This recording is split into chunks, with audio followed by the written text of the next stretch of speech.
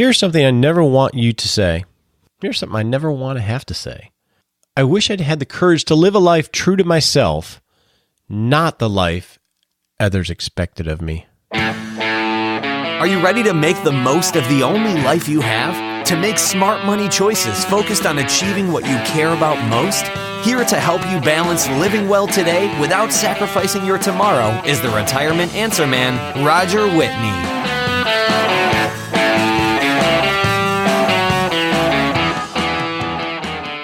That statement, I wish I'd had the courage to live a life true to myself, not the life others expected of me, has consistently been recorded as a number one regret by people at the end of life. We don't want to have to say that. I don't want to have to say that. So one way we can prevent ourselves from ever having that feeling, that regret, is to now dream up what our ideal life is, or in the case of this podcast and Retirement Plan Live, take that first step and dream up what our ideal retirement will look like. And that's what we're going to do today with Laurie and Bruce in this first installment of Retirement Plan Live. Now, before we get started, I want to remind you to sign up for 6 Shot Saturday, and you can do that by going to rogerwhitney.com. Click on blog or podcast and enter your name and email. And the reason I want to encourage you to do that is because that's the best way to follow along on Laurie and Bruce's journey to discover what their retirement is going to look like. Because what we'll do is each Saturday, when I send out my 6 Shot Saturday email, you're going to get a summary of their plan as we build it. You're going to get a worksheet or two to work on the step that we talked about on that week's show. Like this coming Saturday, you're going to get a worksheet to work on dreaming up your ideal retirement, because that's what they're going to do today on the show. And then lastly, you're going to get access to the live results webinar, where I'm going to work with Laurie and Bruce live, and you can sit there and be on there as well as we walk through the analysis of their plan, and we'll stress test it against bear markets, hyperinflation, premature death, all the things we worry about, right? And then see if their plan is workable, whether they're going to be able to retire and hit that ideal. And if not, then we're going to negotiate to get to a workable solution. So the only way you're going to get all that is to be signed up for 6 Shot Saturday. So why don't you go ahead and do that while I do this all-important disclaimer.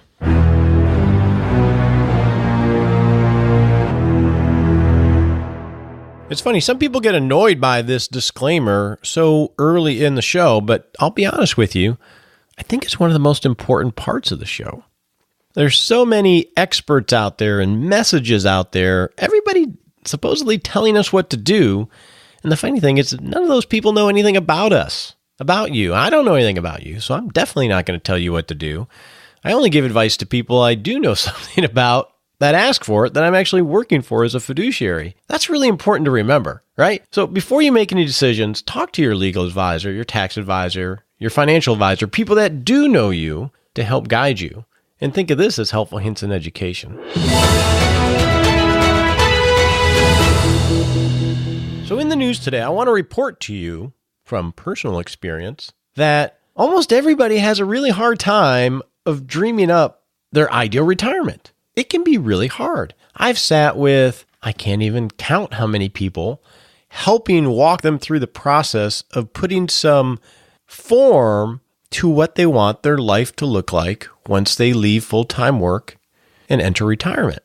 It's really hard to do. So I want to talk about that. I want to talk about some of the barriers that prevent us from thinking big enough about our lives.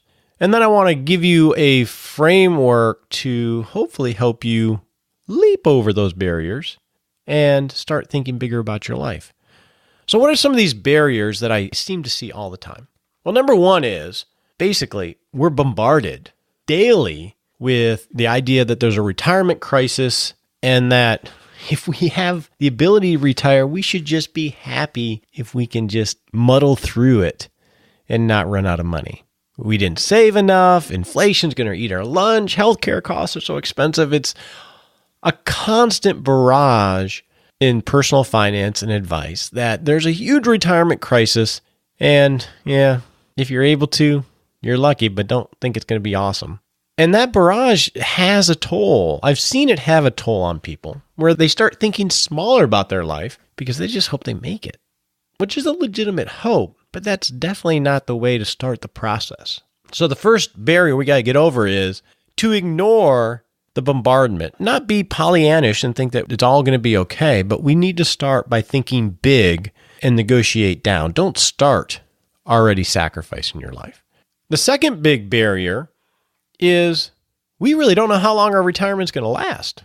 If I knew that I was going to pass at age 85 and I looked at my resources, I could sort of calculate and front load all the experiences early on and then die at 85.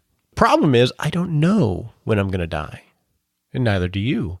You don't want to front load all your experiences and then all of a sudden you find out you're living to 110 and you don't have enough money to pay for the fact that you're living so long. So that uncertainty about how long we're going to live makes planning so much harder because we can't just live for today. We got to plan for, well, what if I live to 80? What if I live to 90? What about 100? And that uncertainty can zap us from living more today, right? That would make us out of whack. Now, that can be planned for. We can deal with that, but unless you have a well-structured process to be agile enough to make the changes, it's easy just to live small now, just in case. Now, the third barrier is there's a lot to worry about. The third barrier that really stops us from dreaming big about our life in retirement is there's just a lot to worry about. We got inflation. Inflation could eat our lunch if we live a long time. How are we supposed to keep up with inflation? Better to live small now. We have markets. Yeah, it's going up right now, but oh boy, any day now, just like what the news says. What happens if we have a bear market right after we retire? Better to live small now. What about healthcare costs? We got to worry about healthcare costs. Studies show it's going to be hundreds of thousands of dollars to pay for healthcare costs. Better to live small now. And what if I do live to 110? How am I going to have money for that? Better to live small now. All of these worries are all legitimate, and they're also all very uncertain. Doesn't mean we ignore them, but we can't let them zap our creativity about our life when we're trying to dream up what the big retirement could be. How do I live a life true to myself, given all these uncertainties? I've cracked the code for me in that I just got to be really agile and constantly negotiate. And that's what we're going to be doing with Laurie and Bruce. And iterating, and that's what we talk about the show. We have to be cognizant of these things because they are important, but they can't make us live small now. We got to manage them. The fourth big barrier to dreaming big about your retirement is a really sneaky one, and that is being trapped in how we are right now and how we live our life. I was trying to think of a story to illustrate this, and the only one I can think of, at the moment anyway, is my wife and I when we were in our 20s.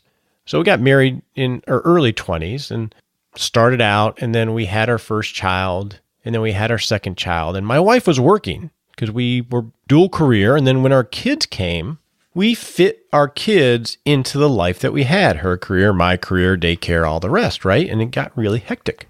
And we did that for a while. And it wasn't like it was planned. It wasn't planned, but we were sitting on the couch one day and we just looked at each other, and it was like at the same time, we said, why are we doing this? Why are we living like this? We have a house that's too expensive. We're both busting our butt, commuting, dropping the kids off, picking them up from daycare, spending less time with them. We come home and we're exhausted. Why are we doing this? And for us, what we decided to do, and I think it was the period of maybe 12 months, we sold our big expensive house in the fancy place that I said we needed to have. We moved to a similar size house that cost half as much, within a mile or two of her sister and her mom and dad. I got rid of my fancy BMW, which fed my ego, and bought a very basic Jeep Cherokee. I moved my office from a beautiful place in Dallas to a beautiful place in Fort Worth, but a lot less expensive and a lot closer. And my wife left her career for some years. And looking back on that, what I learned from that is it's very easy for us to be on this track of how our life is. And then what ends up happening is we never realize that we don't have to stay on that train.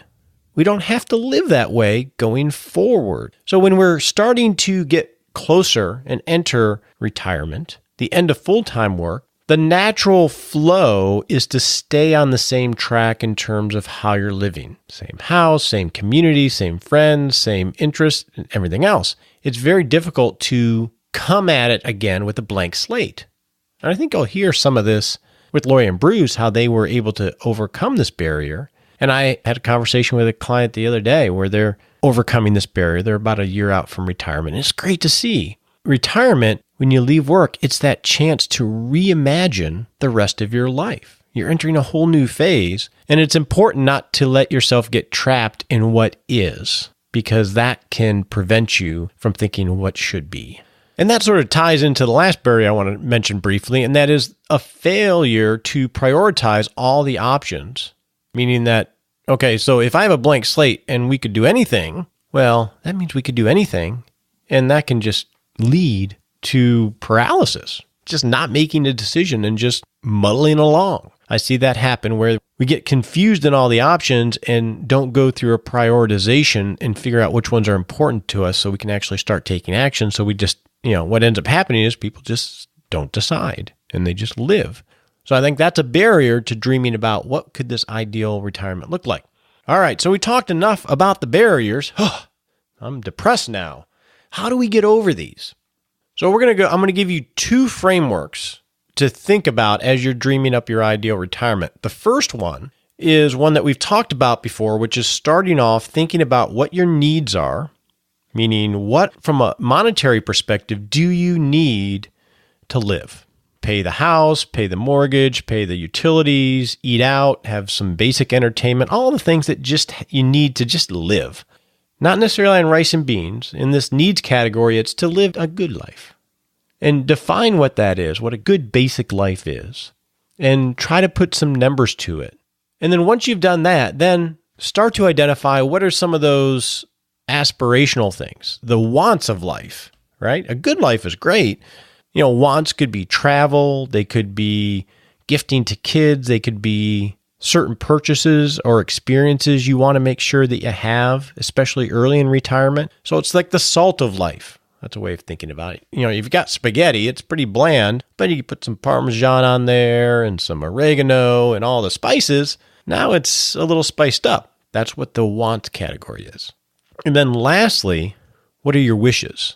What are the things you really want? You really don't know if you can do it, but if you could, it would be pretty cool. And you'll get a worksheet in Six Shot Saturday that outlines and gives you some ideas of what those might be. So that is how I would start thinking big about your retirement. Start small. What do we need just to live a good life right now? Then add on the salt, and then add on the big guns of what some aspirational things are.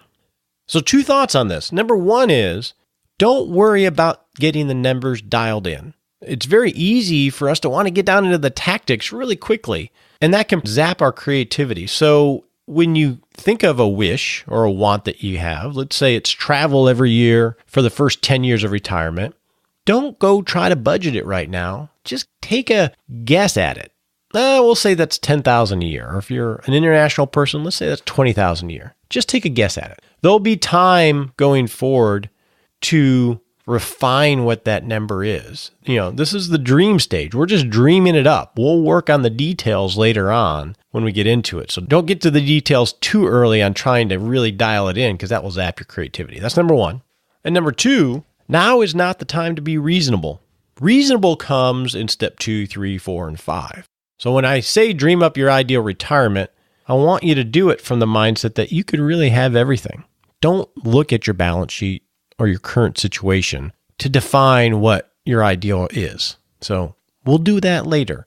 Right now, I want you to think big about your retirement. Where I see people trip up when they're thinking of their needs, wants, and wishes, especially people that are savers, that are stewards, that are, happy with what they got, is don't think of this as a shopping list necessarily from a things standpoint, right? Things are not a great place to find happiness or greatness in life. So don't define it as I want an RV or I want a boat. Now, you can do that.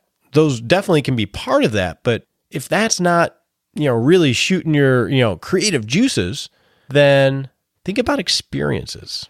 What are the experiences you want to have? Those can be in the wants and the wishes. And we can put dollars numbers to those if we need to. So don't just think about it as a thing list. Think about it as an experience list as well. And so when you're thinking about that, here's letters that can maybe help you a little bit. It's FOR. So any time of life, and in retirement is no different, you always need an FOR. And that is, think about your family. What are the things or the experiences you want for you and your family? The more vivid you can get on those things, the more you can start to think bigger. I want the ability to always have everyone together at Thanksgiving. Okay, what does that mean? Well, they're going to have to travel to us or we to them. We might all be in different states, and they might have young families, so that's going to be hard for them. Maybe I could pay for everybody to come together at Thanksgiving every year, as an example. So what experiences do you want for you and your husband or wife, or for you and your family and friends? Okay, so that's the F, is family. The O is occupation. Now you're saying, wait a second, we're talking about retirement here. I don't want to work. Okay, let's think of occupation as what you get out of bed for. My wife, and I got to tell you something about my wife, and I'm breaking a rule because I'm not supposed to talk about her on the show. She admitted to me that she's starting to imagine what it would be like after her career, which is great for her. That's a good step for her. Her occupation, as I see it in retirement, quote unquote, would be buying very beat up old furniture and refinishing them and making them beautiful again and giving them away or selling them. Doesn't have to be about money. When I think of occupation, I think of what is it you're doing? What gets you out of bed in the morning? I know, gentlemen, his occupation was a hobby of handicapping horses. He spent hours on it. That's what he used to occupy his time and give his life some meaning. So that's what I mean by occupation. And then the R in the 4 is for recreation. What do you want to do from a recreational standpoint? That could be travel. For me, that's going to be bicycling tours and exploring nature on a bicycle in different places, or going to far off places I've never seen, maybe yoga. It could be knitting. What recreational things do you want for your family that could jive with your occupation? So use 4, the acronym 4, for family, occupation, and recreation to maybe spur some of your thinking. And you'll get a worksheet in 6 Shot Saturday to maybe help you with this a little bit. All right, enough about us. In the practical planning segment, let's see how somebody else is doing it in our conversation with Laurie and Bruce.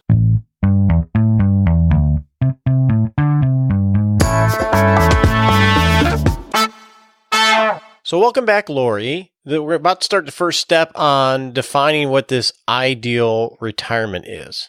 So I have a question for you. Based on last week, you said your desires are pretty simple. You're pretty happy and content. So did you have trouble trying to think from an ideal perspective? I think so. Yes, because I think we're the type that's always been careful with our money. And in our 20s, we were really stupid. And like buying a brand new truck right off the lot. And then when I graduated from college, buying a brand new car.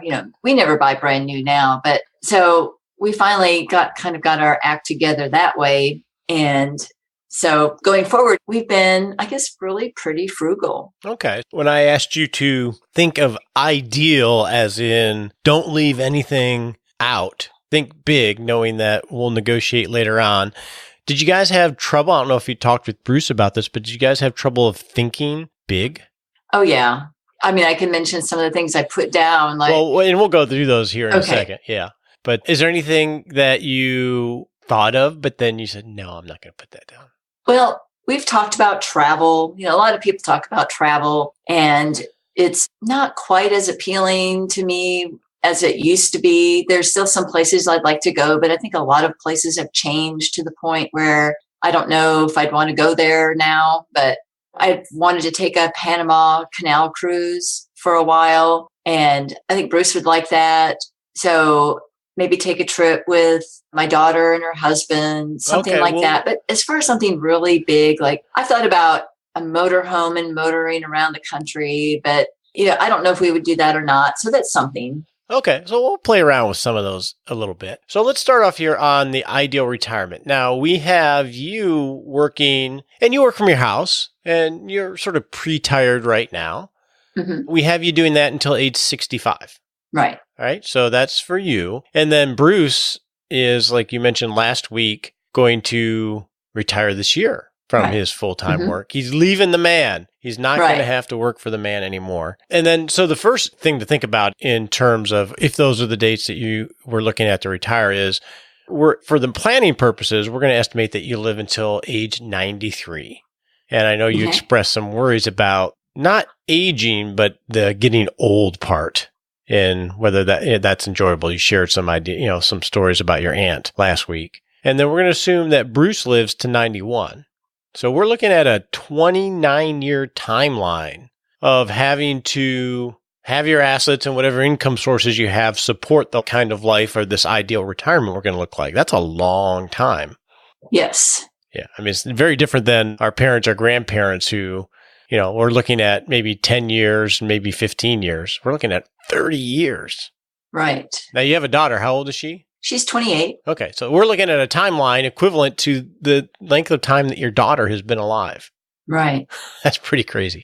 It is. So let's go through some of these goals. Okay. So I'm just going to walk them through and we'll talk about them. The first one I want to talk about is, well, first we start from needs, wants, and wishes. So those basic needs, and that's just keeping the household on and groceries and just living the life, right? Mm-hmm. And then we'll go to the wants, which are sort of the salt of life, the little bit of spice of life. And then we'll see if we can throw in some of those wishes there. So we're going to start with basic living expenses. Now, on the worksheet, you said that from a basic living expense standpoint, I think you put down $24,000 a year. Right. So that's going to be for utilities, taxes, insurance, groceries, a little bit of entertainment and everything else. Right. Yeah, I put it down on a spreadsheet and I couldn't believe. Yeah, we just don't spend a whole lot of money.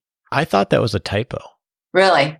I know. I hear other people say, oh, I need, $6,000 in retirement, but our household expenses are very low. So that includes we have internet. Everything paid off. So what roughly are your taxes on your home? The taxes are about $3,000. Okay. I'm just curious here because that seems like such a low amount. What about utilities? Our utilities are about $125 a month. For gas, electric? For both. And do you have cable? No, we don't. What do you pay for internet? I pay $70 a month for that. Okay. And then what about groceries? Groceries, I've got about $450 a month. Okay. I never try to do math live or on the show because my mind is not that agile. But I've got my spreadsheet up and I'm looking at it and I'm going down these line items you're asking me. So okay. And then do you guys go eat out at all? We eat out mainly on Sundays. Bruce is kind of a health nut, and so we rather fix our food at home. Okay. So this is a huge part of the equation. This is truly what you need to keep the lights on and live a life that you're pretty happy with. It's not like you're living where you feel like you're denying yourself things. Would that be accurate? We deny ourselves things that are not crucial. Like, I don't need to buy new clothes every month. I work from home. Bruce doesn't really care what he wears. So I'll go get things every, 2 or 3 times a year. I'll kind of do a big shopping spree. But we just don't really need that much. And we've done this for so long that it's just kind of a way of life. If there was something we would do, we would probably buy a few more things to make life a little more pleasurable or whatever. But as far as our needs, they are pretty much covered. Okay. Well, I'm going to ask you, it may seem an odd question. Are you guys happy? Yeah, we're happy. Like I said, it would be fun to have a little more money to spend. But right now we're just being real cautious and, trying to we're kind of in the process of really getting down to figuring out what our retired life is going to look like and how long our money's going to last and all of that. So we're trying to get things structured right now. And I wasn't asking, I'm not trying to equate spending to happiness. I'm just trying to get to, I'm guessing you find joy outside of consumerism. Right. Yeah. I mean, I have fun just going outside and reading on my deck or walking my dog or, things like that. Yeah, I'm kind of a homebody, I guess. Okay. So we're going to take that base spending need of about $2,000 a month, and we'll use an inflation factor of about 4%, 4.01%. So that's basically CPI since 2070. So we'll have it inflate. Now, inflation for you guys, given your base spending, is going to be much more rigid, meaning that you're not going to have a lot of flexibility on choices, right? Because you're living pretty lean, right? You live a pretty simple right life. now. Yeah. So it's not like you have a lot of luxuries that you can easily dial out in the event that life hits you, right? Right. Okay, so that's the base expense. Now let's go to healthcare, because that's going to be one that we all worry about. How do we pay for healthcare? Now you have a couple sources. We're going to factor in when you both hit Medicare. We're going to factor in that you're buying all the parts, Part B, Part D, Medigap insurance, and have a reasonable out-of-pocket of about $1,872 a year. And we'll share this input summary in Six Shot Saturday so everybody can have a basis and see all the assumptions that we're putting into the plan. Just that alone is going to be about $350,000 over the life that we're talking about. But that number can be really intimidating. But it's not like you're paying all that at once, right? This is an annual thing that happens over time. The thing that we need to figure out is you guys aren't 65 yet, and Bruce is leaving work. So talk to me about what your plan is for private insurance prior to Medicare. Well, I think we're going to I've already been investigating the Medishare, and there's quite a few plans out there now. I wrote down, I think, about 4 different plans that we could possibly do. And I might point out that even though we've had insurance on Bruce's insurance, since he's been working, we have never used it. So we're more of a natural health kind of couple. And so we really don't, I hate to say, hopefully we don't have to go to the doctor unless there's some kind of emergency or accident or something like that. And that's why we would be covered. Yeah. So you're looking at catastrophic type insurance, right? Cancer, that big accident. So talk to me or us about this Medishare. What exactly is it? It's a medical sharing. Most of these are based on Christian principles. There was one I investigated last year more deeply. And then this year, I just have done some surface inspection of it. And I'm going to wait till later on to this year to really get into it. But it's based on, you have a premium you pay just like regular insurance. And you've got your deductible based on, like regular insurance. And depending on what you have, and they have different levels of plans, just like, Blue Cross or whatever. So you just choose one that you think you're going to use. But with some of them, I know one I investigated more deeply, your premium actually goes to someone and they tell you every month, well, your premium went to this person who's sick with this. And they actually tell you about the person. I mean, not the real name and all that, but some people, like, I haven't done it, but some people say they really get a lot of satisfaction on knowing that who their money is going to. And then if you don't need any money for yourself, then you've just been covered just like regular insurance, but you actually know where your money's going. But the cost can be a lot less. I don't have them in front of me, but the amounts I was looking at was anywhere from $300, and I think that was a couple, $300 to $500 a month for that. Okay. So substantially less than traditional insurance. Right. So when we think of group health insurance, we think of HMOs and all those types of things. So really what this is like a true group. This is just people coming together, everybody putting into a pot, and then having someone administer that pot for everybody's benefit. That's right. I actually have one client that has started using something like that. He's a doctor and he's a Christian. So I'll find out which one he is on, and I can share that with you and maybe the listeners. And these are still, they seem sort of fringe, but there's not something that a lot of people think about is these, they're almost like going backwards in terms of what a community used to do, right? It's like if the barn burned down, everybody got together and helped build the barn. Right. And this is, if someone has cancer, we all chip in a more formal way, and we help support. So they're making their own group. And it avoids a lot of the regulations. I'm sure there's some regulations to it and everything else. Yeah. So for our sake, still need to factor in the cost of that. So my thought would be, since you've done some basic research, is if we assume $3,000 a year for each of you, or do you have more firm numbers than that? Let's see. And obviously, this is something you're going to have to dial in, sooner than later as Bruce gets ready to leave his work. Yeah, if it was $500 a month, it'd be $6,000 a year. For both, that's for both of you, though, right? For both of us, okay. Right.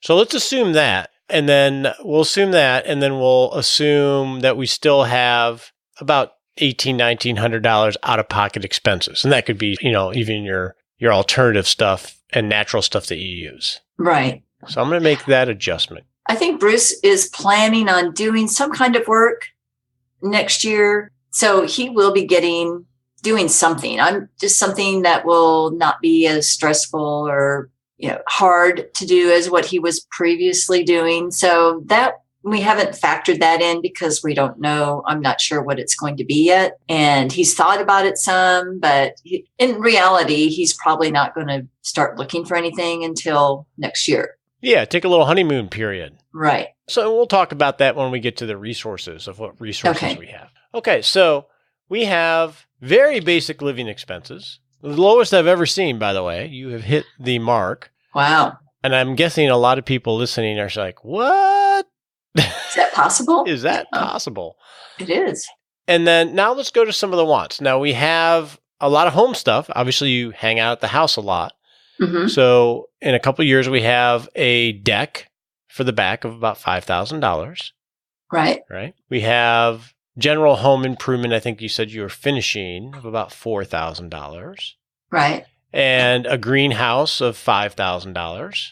We have the cars, and I'll have those included in the asset summary. And what we're doing is we're assuming you replace cars every 10 years, and it looks like you're pretty modest on cars. Mm-hmm. And then you have travel in here, and you have about $3,000 a year. Right. Okay, and I put that for the first 10 years, but how long do you think you'd be doing that? I think that sounds good. Okay. 10 years sounds good. Okay. And then the last thing that we have in here is about $10,000 for Bruce to start an aquaponics business. Right. Now, I've never heard of aquaponics. Is that marijuana growing? Is that why you're so happy and relaxed? Yeah, it would be very relaxing. Actually, it's growing things in water. Okay, that's right. I knew there was some water element to it. So. Right. Or maybe it's called hydroponics. I forget what he calls it, but you have a big, like 55-gallon barrel of water and you have fish in it. So, and he would like to have bass or, not tilapia. He doesn't like that kind of fish, or maybe crappie, something like that. And there's a system in there where there's tubes, pipes, whatever, and it goes through the system where you have the plants growing. They're growing in the water and they're nourished by the fish, the compost of the fish. That's a nice way of saying it. Go to the bathroom or whatever. Yeah. And it's supposed to all work. He knows a lot more about it. But yeah, I'm sure you're butchering the explanation and he would just cringe hearing you explain. Oh, I'm sure he will when he hears this. Yeah. But maybe you can ask him when he's on. But yeah, he would really like to do that. He took a class in that and he would just love to get going with that. So how is that a business? You can sell the plants or you can sell the produce of the plants, and you can also sell the fish. Okay. So, but the operation wouldn't be real big. You'd have to have a really large greenhouse to do that. And I don't think we would do that. It would mostly be kind of for neighborhood, local people, if they wanted to come by and get something. It's just a kind of a dream of his that he would like to do. He likes to grow things. Okay. And possibly could just pay for itself. Hopefully. Yes. Yeah. One thing I think of as you're talking about that, and Bruce and I have not talked, because you work as a virtual assistant and we'll get into that later on. But I could imagine teaching people how to do this. Oh, yeah. Aquaponics or hydroponics or whatever we want to call it. We Right. can call it whatever we want. So we have that factored in there, plus the cars. Now that's outside of the extra. So you're living on $24,000 a year, and we're thinking ideally here. Would you like to put something in there, even if it's just for the first 10 years of, and you used the term earlier, those would like to have, would be nice to have type of things? Would I like to put that? You mean, Would we want to add that into this whole plan? Oh, yeah. That's why I put it in there so we could add it in and see what happens. Well, what else could we add in that would be sort of nice to have from just a life perspective? If nothing, that's fine. I'm really not thinking of anything. Well, you threw out a bunch of things. You threw out RV trip. You threw out more travel. Were those just pie in the sky in your mind, or you decided, no, I really didn't want those? Oh, no, I thought we'd already accounted for that. But yes, yeah, the RV travel would be fun to do. The traveling, going places internationally while we're younger, while we're healthier, would be the thing to do in the next 10 years. You know, go to those places that we wanted to go to. Like, I know we'd like to go to Ireland and probably Scotland and a few places like that. Yeah, so definitely, that would be a nice want to have. So right now we have for travel budgeted $3,000 a year. Do you think maybe we should have that up? I mean, if you're going to go to Ireland, it's probably going to cost more than $3,000. If you choose to do the Panama Canal, it's probably going to cost more than $3,000. Do you think we should up that? Again, we can negotiate this stuff away. I'm trying to, make sure that we focus on what would be ideal if you could have it to start with. If it was ideal, then I would up the travel to maybe $6,000. Okay. Well, let's do that. The nice thing is none of this is in stone. Right. Right? Okay. Would there be anything that Bruce would say that's not here? As long as he got his aquaponics, I think he would be happy. Okay. Because that would keep him busy. It would actually tie him here unless we had someone to take care of it while we were gone. Okay. So that's another thing you have to think about if you want to get into that kind of business. Now, you have a daughter. Are there any things that you two would have a desire to do in terms of helping her out or grandkids out eventually, or? Well, we'd like to see them get into a different house, but that's about it. They're actually pretty independent on their own. Okay. Now, do you have grandkids yet? Not yet. No. Yet. Okay. You think any of this will change when grandkids arrive? The house definitely would. Your house? If they had any, if they were going to be getting pregnant soon, then I would think they would need to think about moving pretty fast. So that would be really the only thing. But in terms of what you guys do and travel and things like that, I mean, are you going to be, I know one of my partners, Lorna, in our office has a grandchild, and she's like in her renaissance with this kid. She babysits it. She watches it. I mean, she really is involved. They live on a lake and involved with the child on the lake. Do you think you're going to be doing a lot of that, or do you think that's going to change some of your lifestyle choices? Probably not on a daily basis because they live too far away. Okay. And we wouldn't be able to do that. A lot of my friends are doing that, though. They're very involved with their grandkids, but they live right here in town, but ours would not. So it would be more difficult. And one of the reasons we stay around here is because they're here. We maybe would want to have, we used to talk about having a house on the coast. We like the East Coast. But then we really didn't want to be that far away from them. So, yeah, we kind of struck that off of our list. Okay. So all of these things, so like on the $24,000 a year, we're assuming all of this stuff is after-tax money and always adjusted for inflation. So all these different things, healthcare, the cars, the aquaponics, if we're even using the word right, all of this is adjusted for inflation at about 4% a year. So what I'm going to do is in this 6-Shot Saturday, I'm going to send a summary of this ideal retirement so we can all see what it looks like. And we'll have a graph of, we basically built a cash flow timeline. We have today going out 29 plus years, and we've categorized all the expenses that you can think of to support an ideal life and factored in inflation and taxes. So that's in some ways the big sucking sound of money out of your life that we have to figure out what resources you have to be able to solve for them. So this was a good first step. Okay.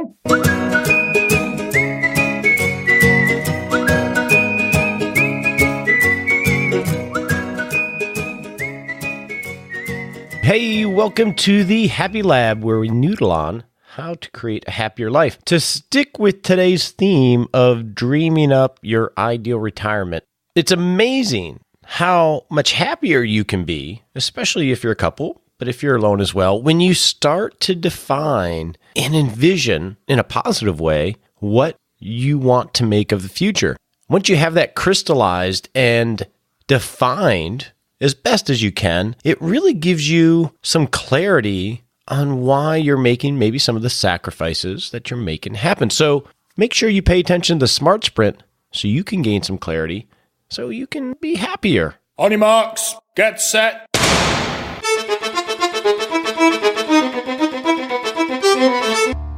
Hey, welcome to the Smart Sprint segment where we set a 7-day goal to take a little baby step to creating a great retirement.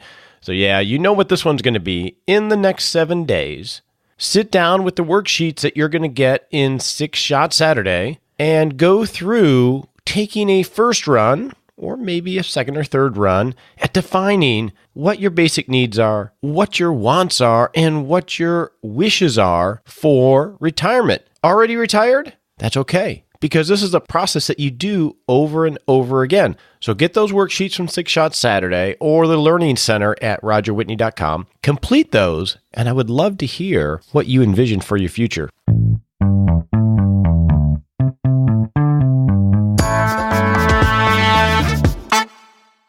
Well, all right, we have finished step 1 of the ideal retirement for Laurie and Bruce, and now you have the chance to do your own.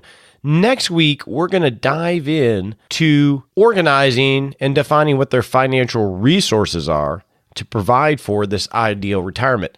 Now, before we leave, I have been getting a lot of emails of, hey, Roger, how can I get a copy of your book? Which I'm very honored and humbled that you want one. Now, obviously, it doesn't come out from Morgan James, my publisher, until March of 2018, but I have pre-release hard copies. And here's my deal. It is currently available on Kindle if you use a Kindle to read electronic versions. So if you would like a special pre-release hard copy of the book signed by me, go to Kindle, purchase the Kindle version of the book. I think it's like $8. I'm going to be selling the hard copies for around $10 or $15. Purchase the Kindle edition, read it, and give your honest review on the Amazon app, which will help me and help the book rise in the rankings so other people can discover it. Email me your review of the book as a verified purchase, and I will mail to you a special edition, a pre-release edition of the physical book signed by me. No shipping costs, no anything costs. I will just mail it to you if you send me that verified review, an honest review after you've read the book. That's a win-win-win. I don't know who the third win is, but it's a win-win. So that would be great. So go ahead and do that. Let's put a limit on this since the podcasts are archived forever. Get that to me by the end of November. And assuming I have copies of my pre-released edition of the book, which I think I will mail you one for free. So if you want a copy of the book before the release, that is how you can get one. Next week, we're going to dive into financial resources. Until then, I am the Retirement Answer Man. We appreciate you joining us today for this episode of Retirement Answer Man. Be sure to visit rogerwhitney.com/answers to access the Retirement Answer Library with over 30 checklists to help you make the most of the only life you have. Remember, you have more power than you realize to create an amazing life starting today with Retirement Answer Man.